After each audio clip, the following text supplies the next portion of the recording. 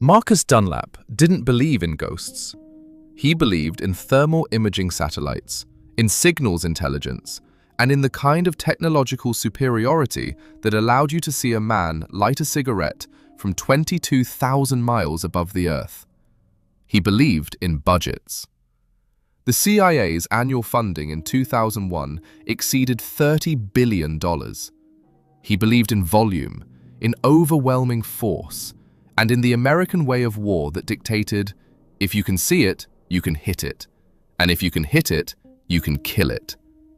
He believed all of this right up until the moment he watched 4 British soldiers do something in the mountains of eastern Afghanistan that made him question every operational assumption he'd held for 17 years. In December 2001, Dunlap was 41 years old, a career officer in the CIA's Special Activities Division. He had run agents in Bosnia, coordinated Tier 1 assets in Somalia, and had been on the ground in Tora Bora while the 2,000-pound JDAMs were still falling. He was not a man who impressed easily. He was not a man who used words carelessly. So, when he sat down 3 years later in a classified debrief at Langley and said with absolute conviction that the British Special Air Service were a different species entirely, the room went quiet. Not because the statement was dramatic. Marcus Dunlap didn't do dramatic. He did precise, and he meant every syllable. The story begins not in the caves of Tora Bora, but in a fluorescent-lit briefing room at Bagram Airfield, where Dunlap first encountered what he would later call the most disorienting professional experience of his life. He had been assigned as a CIA liaison to a joint task force running cross-border operations. The Americans had everything. Predator drones provided real-time surveillance.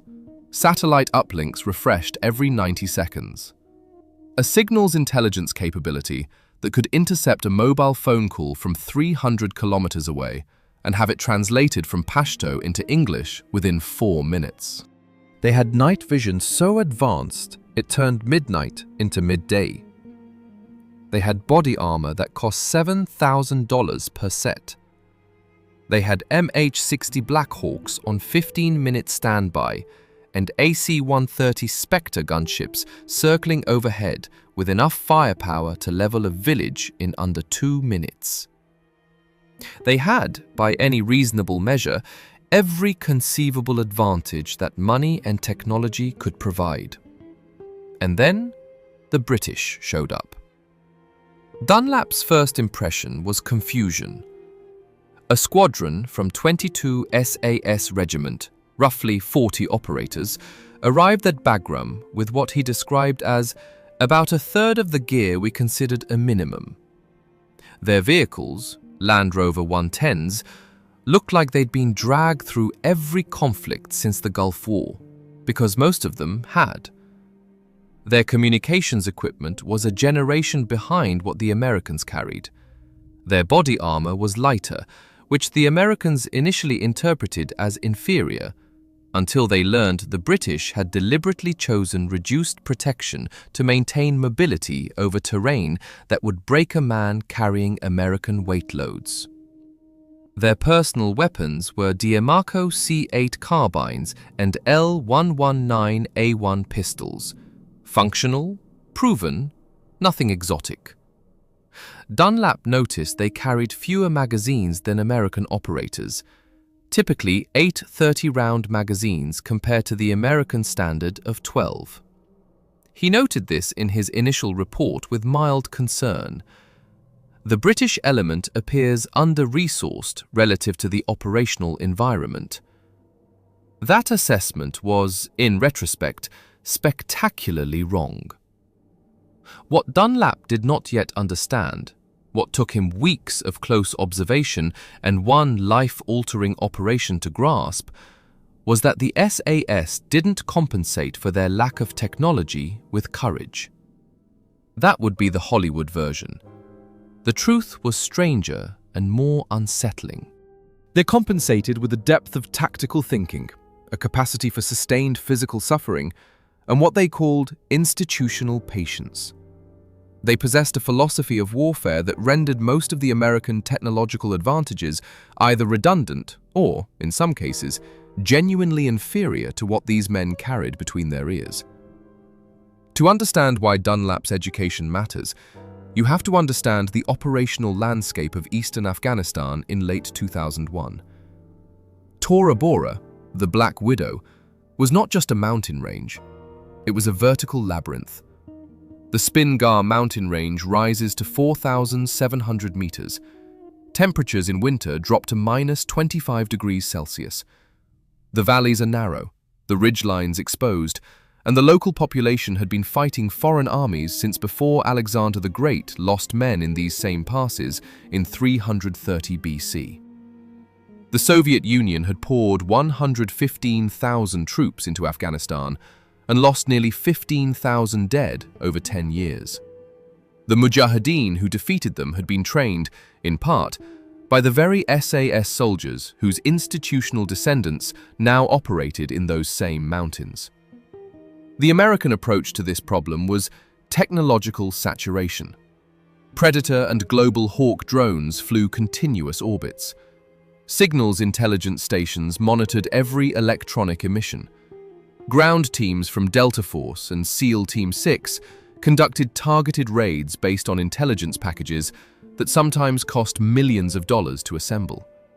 The operations were precise, rapid, and overwhelmingly kinetic.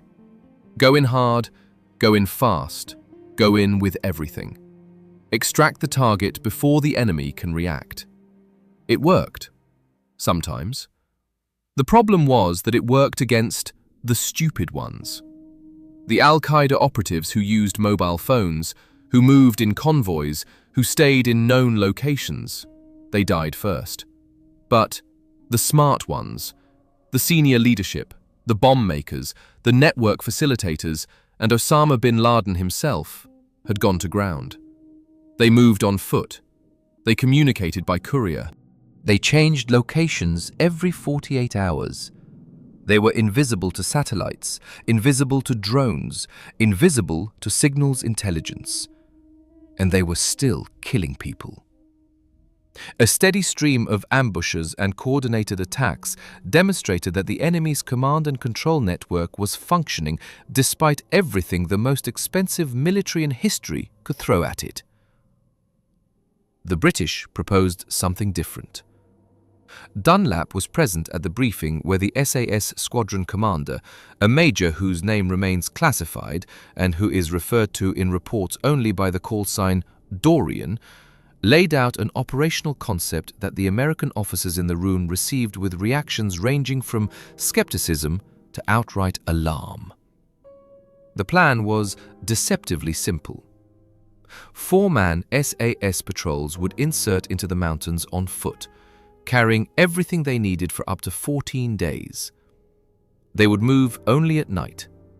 They would establish covert observation posts overlooking known transit routes and lie motionless for days, not hours, days, watching, listening, recording patterns of movement that no satellite could detect because the movements happened under tree canopy, inside buildings, or during the brief windows when overhead surveillance was repositioning.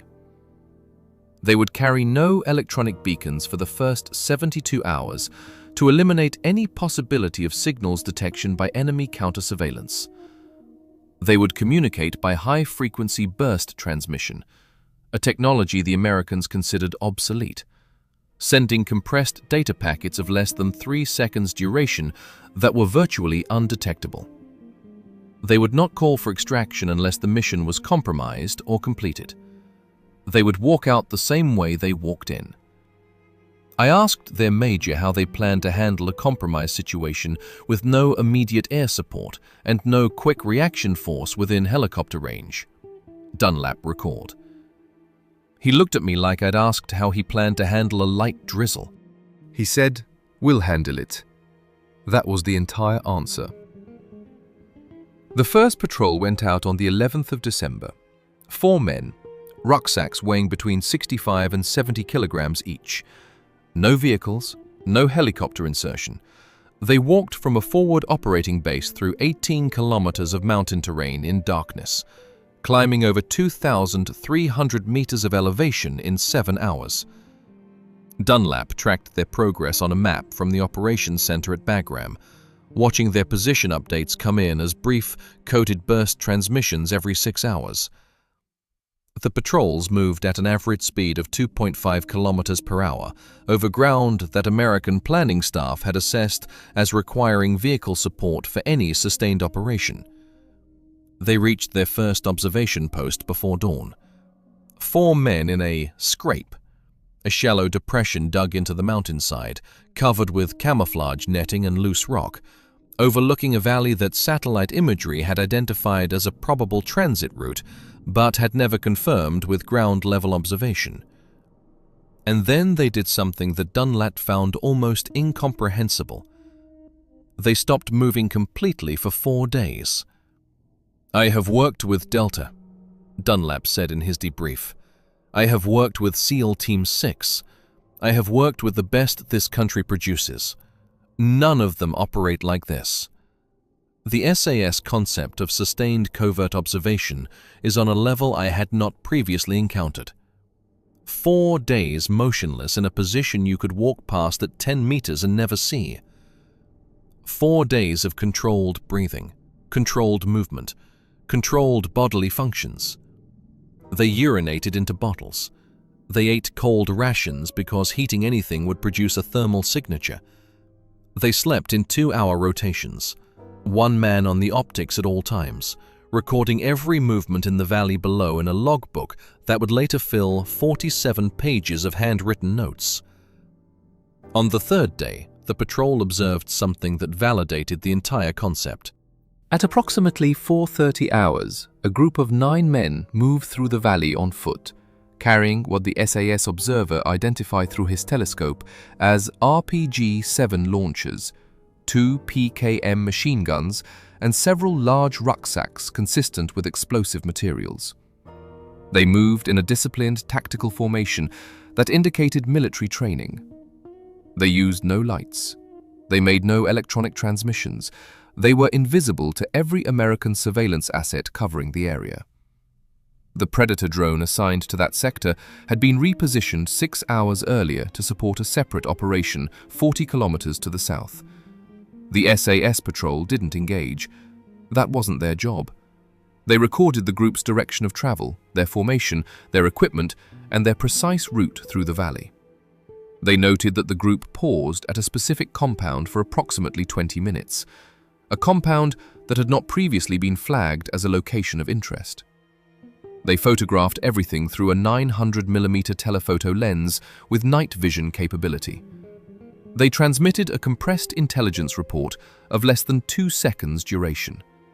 That single observation led to an operation 6 days later that resulted in the capture of a senior Al-Qaeda facilitator. The compound the SAS had identified became the target. Inside it, coalition forces found documents, communications equipment, and financial records that unraveled a network stretching from Waziristan to Kabul. The intelligence value was assessed by the CIA's own analysts as equivalent to what several months of signals intelligence collection had failed to produce. Dunlap was stunned, not by the operation itself, raids were routine, but by the method. "We spent millions on a signals intelligence platform covering that valley," he said. 4 British soldiers with a pair of binoculars and a notebook produced better intelligence in 4 days than that platform produced in 4 months. I found that genuinely difficult to process. But the operation that truly changed Marcus Dunlap, the one that prompted his now famous assessment, came 5 weeks later, in mid-April of 2002. The operation that truly haunted Marcus Dunlap, the one that forced him to realize that the United States military was building a machine while the British were building a man, was designated Operation Dovetail. It took place in the jagged, oxygen-thin landscape of the Spingar Mountains, roughly 12 kilometers from the Pakistan border. The target was a man the CIA had been tracking for 8 months with every asset in the American arsenal. They called him the pharmacist. He wasn't a fighter in the traditional sense. He was something far more dangerous. He was an Al-Qaeda logistics coordinator, the bridge between the tribal areas of Pakistan and the insurgency in Afghanistan. He moved weapons, explosives, and money. He was the reason why, despite 20,000 American troops on the ground, the enemy never seemed to run out of ammunition. The pharmacist was a ghost in the machine. He never used a mobile phone. He never touched a radio. He never traveled in groups of more than 3. He moved through a network of dead drops and human couriers that was essentially invisible to the billion-dollar satellite architecture circling the globe. American intelligence had spent millions trying to map his routes. They had analyzed thousands of hours of drone footage, but the pharmacist always moved under the blind spots, during the gaps in satellite coverage or under the thick canopy of the cedar forests. When the British Major Dorian suggested a deep penetration observation mission to find him, the Americans were skeptical. They had already tried ground reconnaissance with SEAL teams, but the SEALs, despite their extraordinary lethality, operated on a 48 to 72-hour cycle. They carried heavy batteries for their radios, heavy thermal optics, and required constant resupply or extraction. The pharmacist simply waited for them to leave.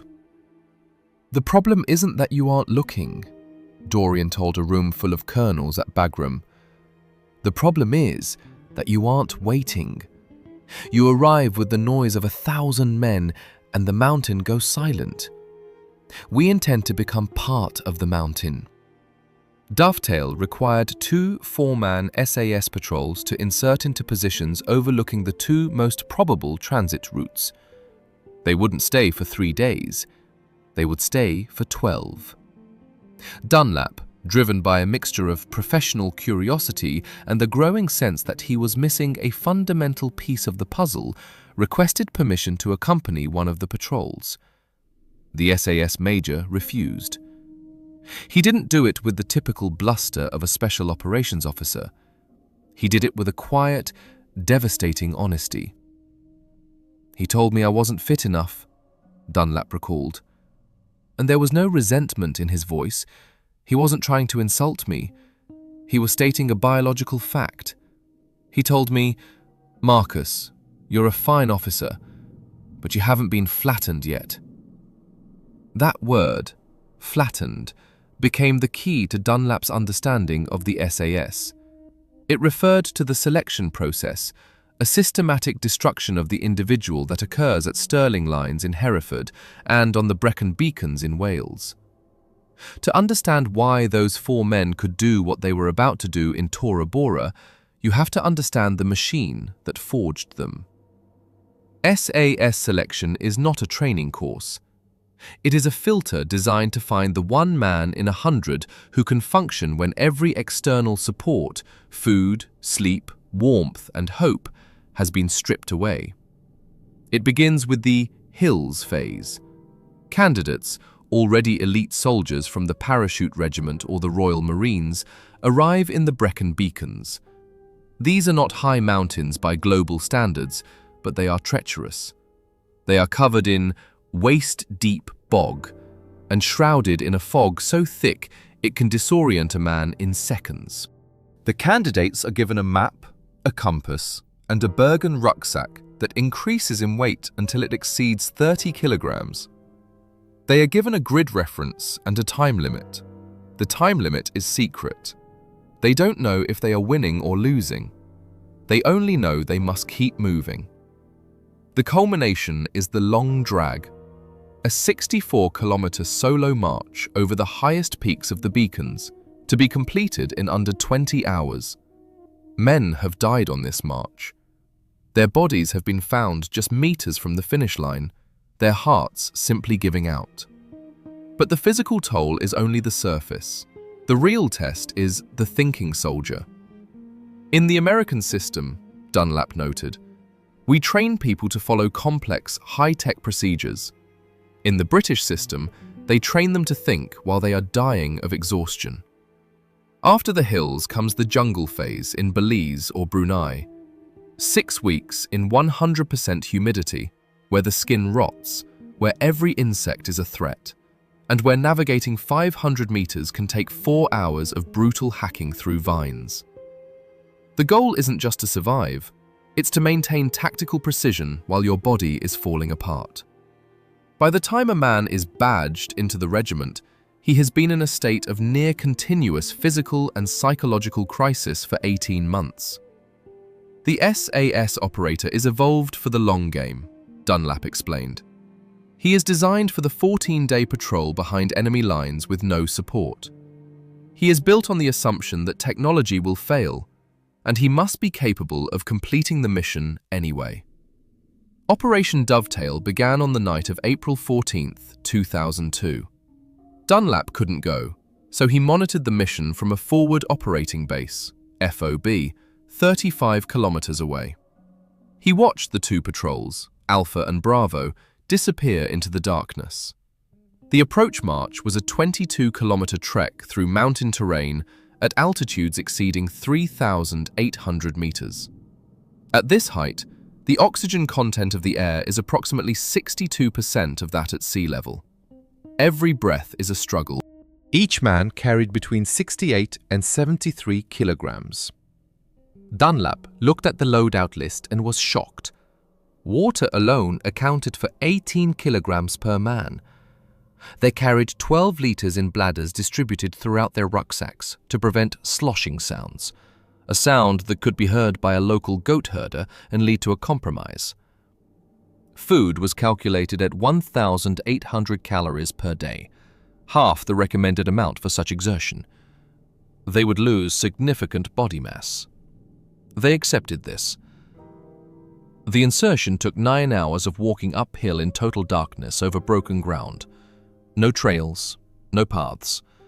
Navigation was done by map, compass, and the stars. The lead scout had memorized the terrain features from satellite imagery for 48 hours before departure. He made one navigational error of approximately 300 meters, which he corrected within 20 minutes by identifying a specific rock formation he had committed to memory. He didn't need a GPS. They reached their observation posts, scrapes in the dirt, before the first light of April 15th. And then, the silence began. For the first 3 days, the patrols reported nothing. In the FOB, the American intelligence officers became restless. The Predator drone operators, accustomed to real-time action, began openly questioning the operation. One drone pilot told me, "If we haven't seen anything in 3 days, there's nothing to see," Dunlap recalled. I passed this to the SAS commander. He just smiled. He said, "Your boys haven't looked properly. They've only glanced." On day 4, at 03:15 hours, Patrol Alpha sent a 3-second burst transmission. They had observed 3 men moving through the valley. They weren't carrying weapons, but they paused at a specific boulder for 90 seconds. When the sun rose, the SAS observer used a 900mm telephoto lens to examine that boulder. Scratched into its surface was a mark that hadn't been there on the satellite imagery from a week prior. It was a dead drop marker. Over the next 8 days, while lying in the dirt, urinating into bottles, and eating cold, dry rations, the 8 men of the SAS mapped the most sophisticated human courier network Dunlap had ever seen. They observed 47 separate movements through the valley, all conducted between 200 and 500. They identified 14 individuals not by facial recognition, which was impossible in the dark, but by gait analysis, the way they walked, the way they carried their weight, the rhythm of their steps. They located 7 dead drop sites. They identified 3 compounds that served as way stations. They determined that the network operated on a rotating 7-day cycle. And then, on the 9th day, they found him. The pharmacist arrived on foot at 3:42. The SAS observer in Patrol Bravo recognized him instantly, not by a satellite fix, but by the pronounced limp in his left leg, a result of a shrapnel wound from the Soviet War. The observer watched through a night vision telescope as the pharmacist paused at the dead drop for exactly 2 minutes and 14 seconds. The patrol transmitted a 9-second burst. It contained the coordinates, the number of personnel, and a recommended assault timeline. But it was what happened during those 12 days that truly changed Dunlap's perspective on the human limit. On day 6, the temperature dropped to -19 degrees Celsius. The men could not use heating tablets. They could not move to generate warmth. They lay in their sleeping bags, shivering uncontrollably, but they never took their eyes off the optics. On day 8, a local goat herder came within 7 meters of Patrol Alpha's position. The 4 men lay completely still, controlling their breathing, for 47 minutes, while the goats moved around them. One goat actually stepped on the camouflage netting covering the patrol commander's legs. He didn't flinch. He didn't move a muscle. "We had a $2 billion surveillance architecture covering that province," Dunlap said in his debrief. And yet, 8 men with binoculars and a notebook produced a picture that our entire technological apparatus had failed to generate in 8 months. They did it by lying in the dirt and suffering. The capture of the pharmacist was a masterclass in precision, but for Dunlap, the raid was the least interesting part. He was obsessed with the 12 days that preceded it. He realized that the SAS hadn't just found a target, they had exploited a weakness in the American soul: the reliance on the machine.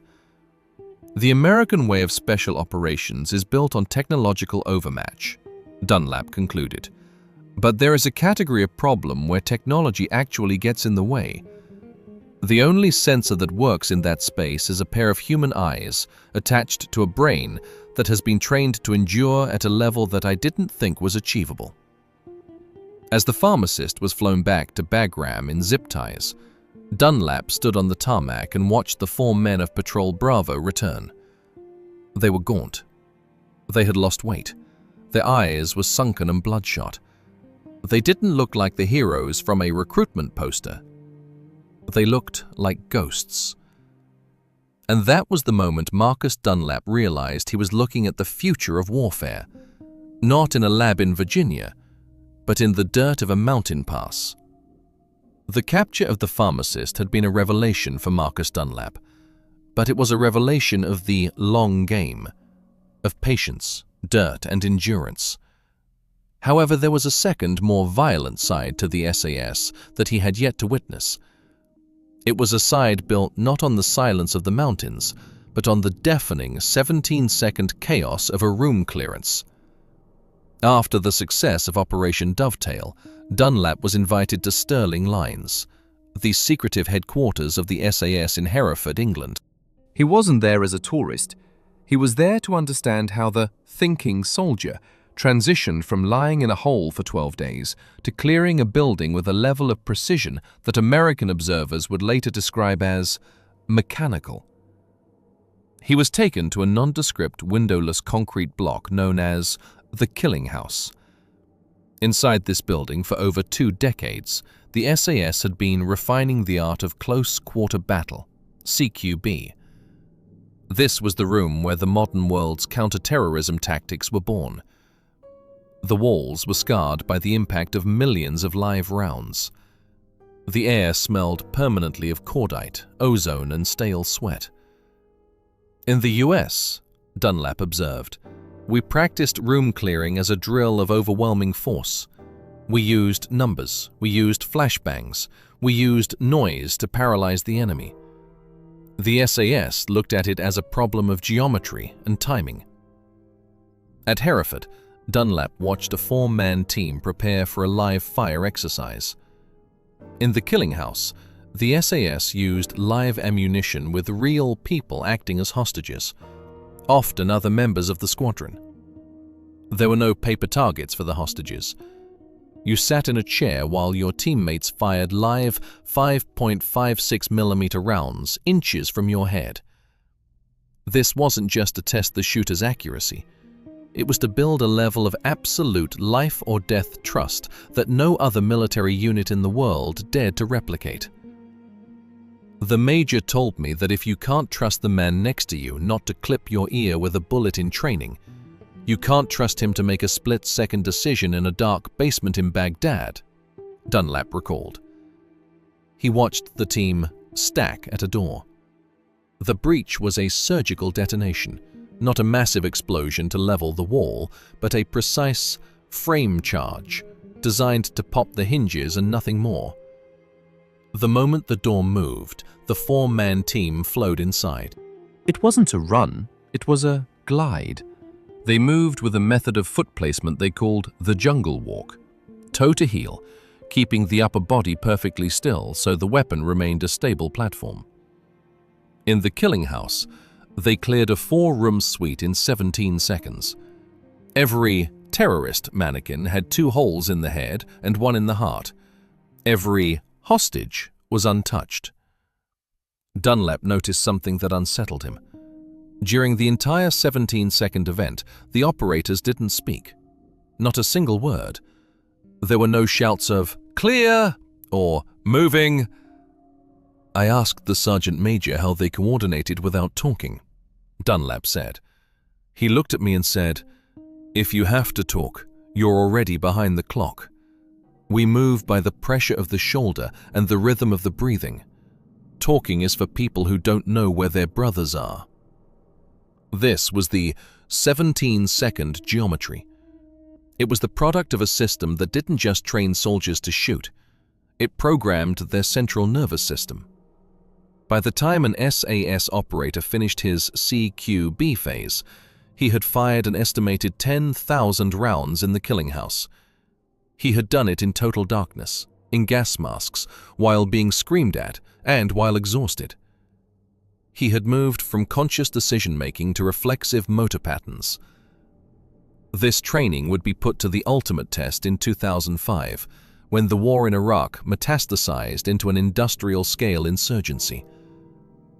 Baghdad in 2005 was a city of blood. Abu Musab al-Zarqawi's Al-Qaeda in Iraq, AQ1, was running a kidnapping and bombing network that was killing 60 people a night. The American military, despite its 160,000 troops and billion-dollar drones, was struggling to find the nodes of the network. The insurgents were moving too fast. Safe houses were used for only 6 hours. Bomb makers crossed the city in taxis. The Pentagon issued a warning.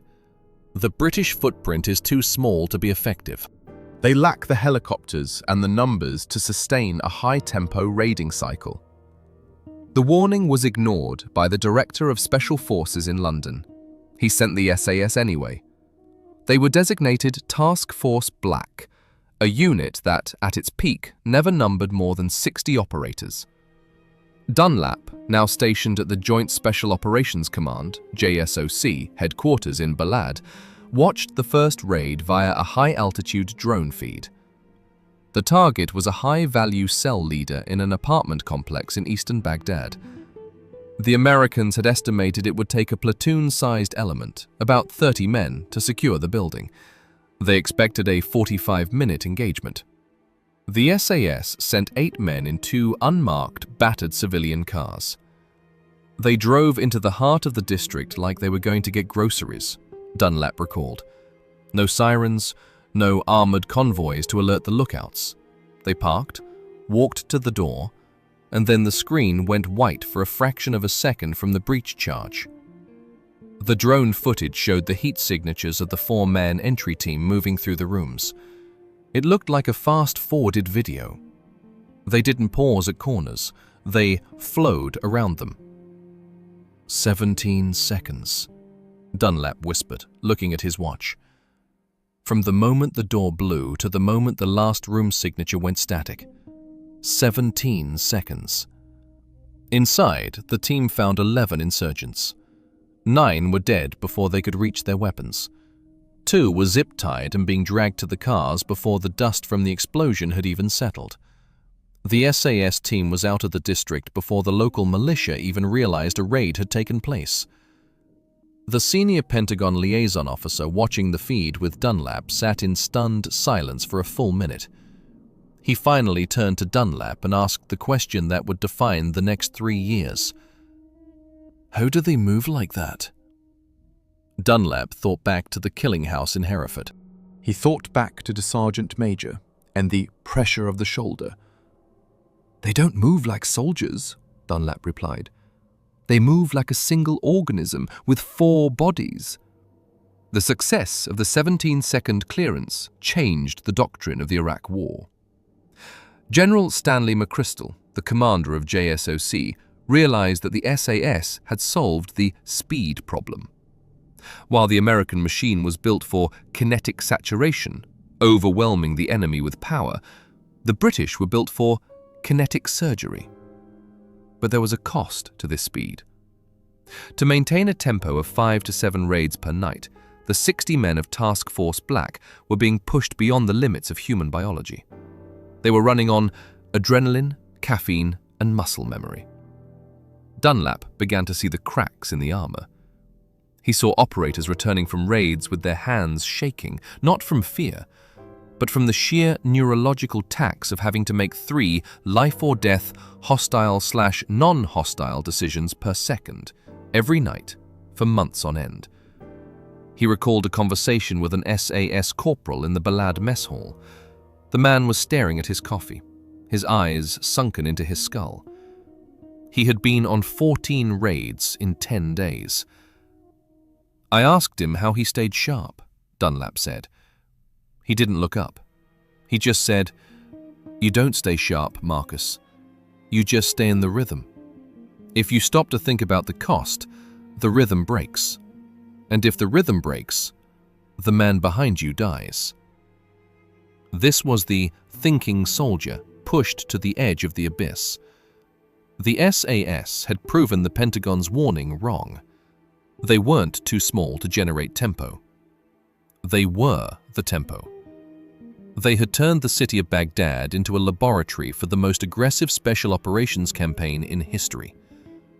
But as the pharmacist had shown him in the mountains, and as the 17-second clearances were showing him in the city, Dunlap was beginning to realize that the British hadn't just built a better soldier. They had built a system that accepted the total consumption of the individual in exchange for a surgical result. And as the year 2006 approached and the disappearance of 200 insurgents began to take place, Dunlap would witness the moment where the different species of the SAS finally collided with the limits of their own humanity. By the spring of 2007, the British problem, the one the Pentagon had warned would be too small and too cautious to make a difference, had evolved into something the insurgency in Baghdad couldn't explain and couldn't stop. They called it the Night of the Long Shadows. In a period of just 90 days, a network of over 200 high-level insurgent operatives simply vanished. They weren't just killed in high-profile battles, they were plucked from their beds in 17-second silences. They disappeared from unbreakable safe houses while their guards were still holding their rifles. The speed of the collapse was so total that the remaining cell leaders began to suspect their own families of being informants. Paranoia became the insurgency's primary enemy. But the real architect of their destruction was a 60-man unit from Hereford that was running an intelligence snowball. Marcus Dunlap, watching from the fusion center at Baghdad, saw the mechanics of this destruction firsthand. He realized that the SAS hadn't just mastered the raid, they had mastered the golden hour of intelligence. In the American system, Dunlap noted, we treated a raid as the end of a mission. For Task Force Black, the raid was just the fuel for the next one. They would secure a compound, and while the dust was still hanging in the air, a designated operator would be on his knees, downloading the contents of every mobile phone and laptop into a portable reader. This was the exploitation loop. A phone captured at midnight would be analyzed by 1 a.m. The call logs would reveal a frequent contact. By 200 hours, British signals intelligence would have a fix on that contact's location. By 300 hours, the same four-man team that had just returned from the first raid would be kitting up again. There were nights, Dunlap recalled, where the same team hit 3 different targets in 5 hours, each hit triggered by the one before. It was a self-sustaining reaction. The insurgents were operating on a 48-hour cycle of movement. The SAS was hitting them on a 90-minute cycle of exploitation. You can't survive that kind of tempo. It's like trying to fight a ghost that knows what you're going to think before you think it. But as the vanishing accelerated, Dunlap began to observe the ragged edge of the British system. He saw the physical and psychological cost of being a different species. He remembered a morning in May 2007.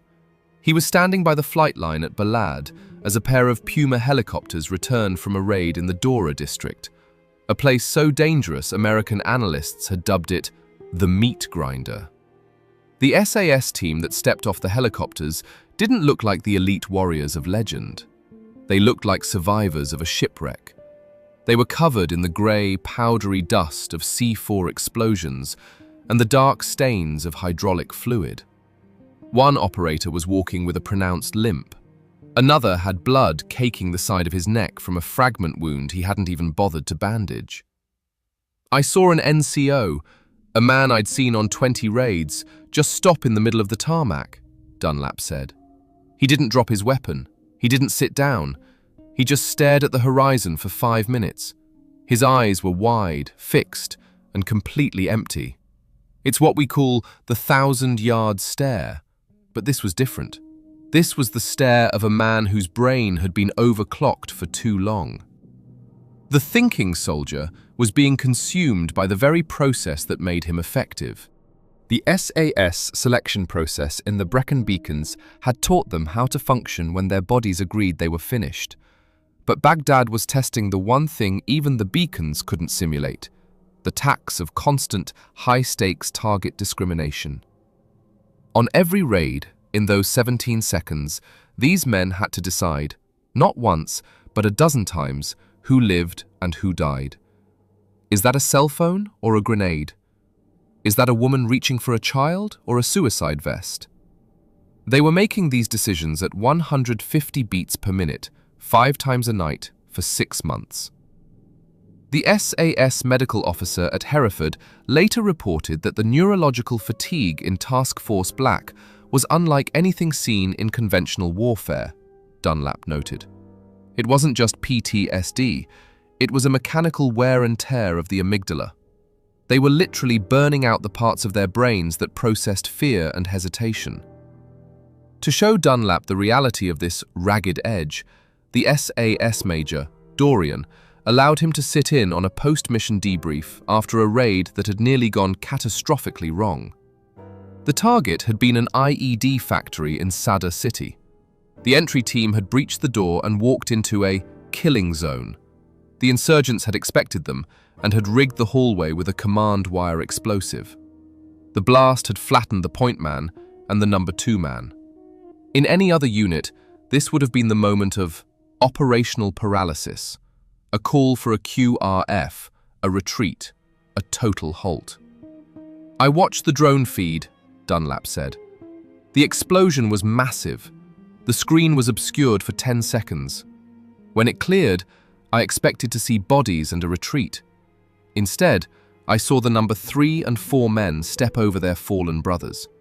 They didn't stop to check pulses. They didn't shout for help. They continued the clearance. They cleared the next 3 rooms alone, killed 4 armed insurgents, and secured the target. In the debrief, the operator who had been the number 3 man, a corporal with a piece of his ear missing from the blast, spoke with a voice that was eerily calm. He didn't talk about bravery, Dunlap recalled. He talked about the geometry of the failure. He said, "The breach was compromised, so the arc of fire shifted. I took the left, he took the right. We recalculated the room volume and adjusted the entry speed." He spoke like a software engineer describing a bug in a program.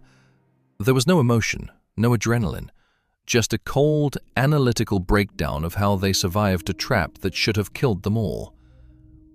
This was the different species in its purest, most terrifying form. The ability to decouple the survival instinct from the mission objective.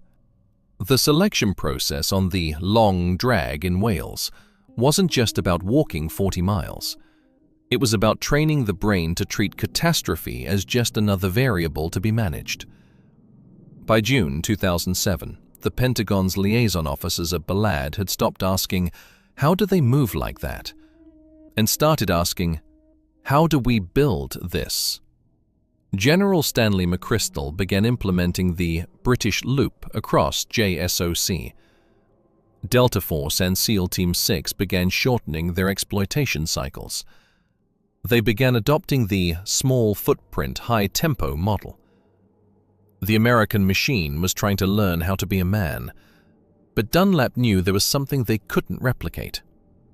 You could buy the digital phone readers, you could buy the lighter body armor, you could even replicate the 17-second room clearing drills.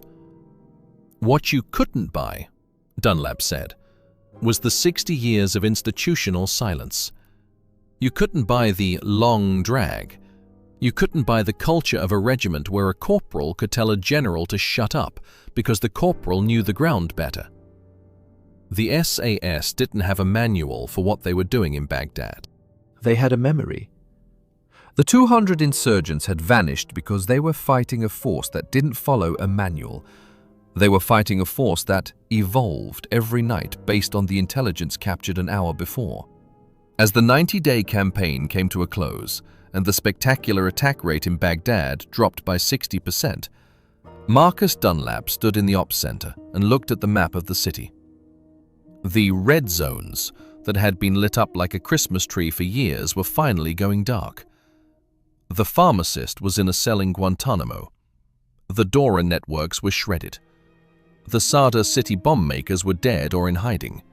"We won that phase of the war," Dunlap said. "But as I watched the SAS operators packing their gear for their flight back to the UK, I didn't see winners. I saw men who had left a part of their souls in those rooms. I saw a unit that had proven it was the most effective weapon in the world, but I also saw that even a different species has a price." One final mission remained, an operation that would bring the snowball to its final definitive conclusion, and an operation that would provide Marcus Dunlap with the final piece of evidence for his classified report to Langley. The vanishing was almost complete, but the most dangerous man in the network was still out there, and he had a plan for the British that would test the geometry of the 17 seconds to its absolute final breaking point. By the end of the 90-day campaign, the insurgent network that had once terrorized Baghdad was no longer a network. It was a collection of isolated, terrified individuals. Out of the estimated 200 nodes identified by Task Force Black, 199 had been processed. Some were in the ground, others were in the high-security wings of Camp Cropper. But the final node, the one the CIA called the architect, remained. He was the man who had designed the vanishing from the other side. He was a former Ba'athist intelligence officer, a man who had studied at the Soviet GRU schools in the 1980s. He understood tradecraft. He understood that the Americans were looking for electronic signals, so he had banned all electronics. He understood that the British were looking for patterns of life, so he lived without a pattern. The architect was the mirror image of an SAS operator, Marcus Dunlap noted in his final report. He was patient, he was disciplined, and he was invisible. But he made one mistake. He assumed that because the British were small, they were finite. He didn't realize that in the SAS, the individual doesn't tire. The system does. In late July 2007, the snowball finally delivered the architect's location. It didn't come from a satellite or a drone. It came from a single handwritten note found in the pocket of a courier captured by a 4-man SAS patrol 48 hours earlier. The note contained no names, only a grid reference for a nondescript vegetable stall in the Rashid district and the time, 2 o'clock. The Pentagon's planning cell at Balad urged caution. "It's a trap," they warned. "He's luring a small team into a kill zone. Send a full ranger company, surround the block, level the building if necessary." The SAS major, Dorian, looked at the map and shook his head.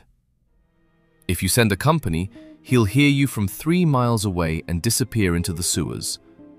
If it's a trap, we'll handle the geometry of the trap. We're going in with 12 men. Dunlap watched from the operations center.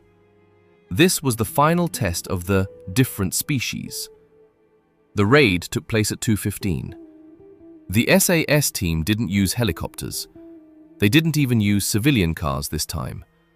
They inserted 3 kilometers away and walked in, the ghost walk. They moved through the shadows of the Rashid district, a place where every window could hold a sniper. They moved with a silence that Dunlap found more terrifying than any explosion. On the drone feed, they were just flickering heat signatures, Dunlap recalled. They didn't look like soldiers. They looked like part of the urban static. They reached the architect's safe house, a crumbling 2-story building, and they didn't wait for a go signal. They were already inside before the American liaison could finish his sentence. The 17-second clock started, but this time, the geometry was wrong. The architect had rigged the entire ground floor with tripwires connected to 155mm artillery shells. The moment the SAS team breached, they realized they couldn't move forward. "I heard the voice of the patrol commander over the radio," Dunlap said. There was no panic, no shouting. He just said, "Floor is hot, shifting to vertical entry. Number 3, give me a back." In the middle of a live raid, in the heart of a hostile district, the team recalculated. One operator stood against the wall, another stepped on his shoulders, and within 4 seconds they had breached the 2nd-story window. They bypassed the trap entirely. They found the architect in a back room. He was holding a dead man's switch connected to the explosives below. He was waiting for them to rush him so he could take them all with him. "The point man didn't shoot," Dunlap said, his voice dropping to a whisper. He knew that if he killed the architect's muscles would relax, the switch would trigger, and the building would collapse. In that microsecond, the SAS operator made a decision that isn't in any manual. The operator didn't fire his weapon. He threw his weapon aside and tackled the man, pinning the architect's thumb against the switch with a strength born of the long drag and the Breen beacons.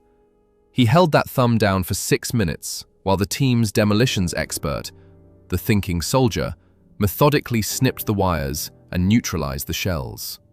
When the building was declared cold and the architect was zip-tied, the SAS team walked out. They didn't celebrate. They didn't high-five. They walked back to their extraction point with the same rhythmic toe-to-heel glide they had used to enter. The architect, the man who had outplayed the billion-dollar American intelligence machine for 2 years, was gone. The network was officially decapitated.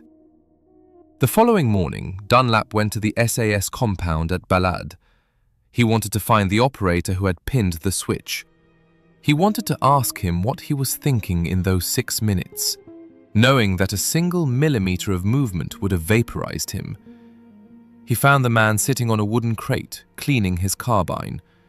His eyes were bloodshot, and his hands were stained with the grey dust of the Rashid district. "I asked him how he did it," Dunlap said. "I asked him how he stayed that still, knowing he was seconds from death. The man didn't even look up. He just shrugged and said, 'Selection was harder than that, Marcus. At least here, I wasn't raining.'" That was the moment the different species became clear to Dunlap.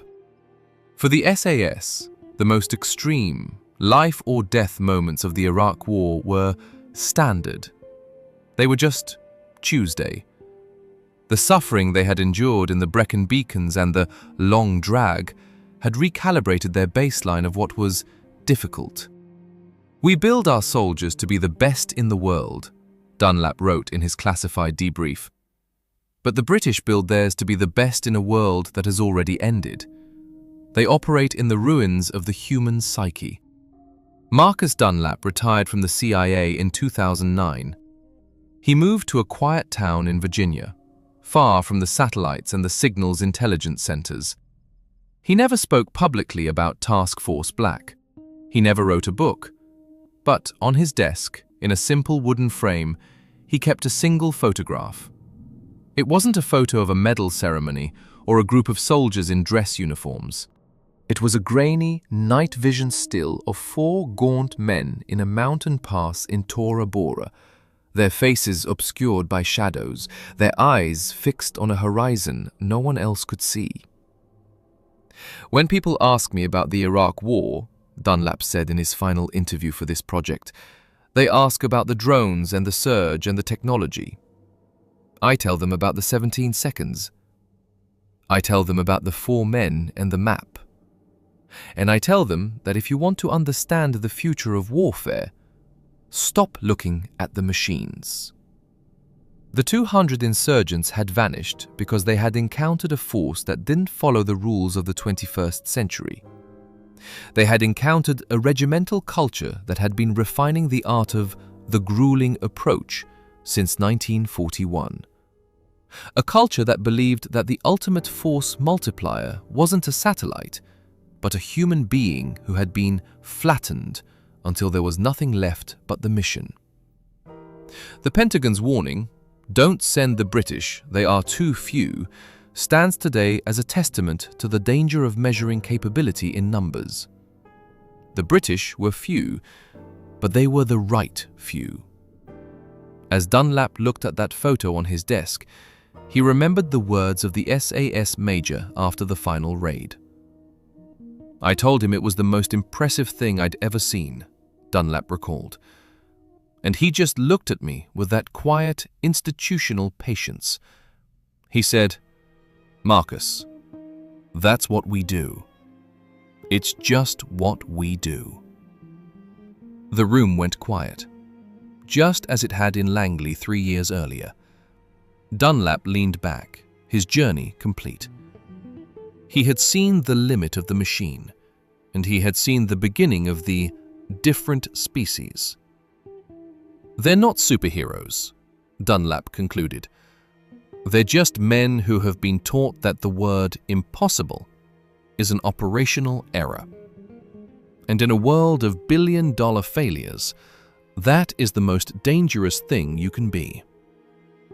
The vanishing was over. The network was gone. But somewhere in a concrete house in Hereford, a door was being breached. A 17-second clock was starting, and a new generation of the different species was being born in the dark. Because for the SAS, it's always Tuesday. And who dares, wins.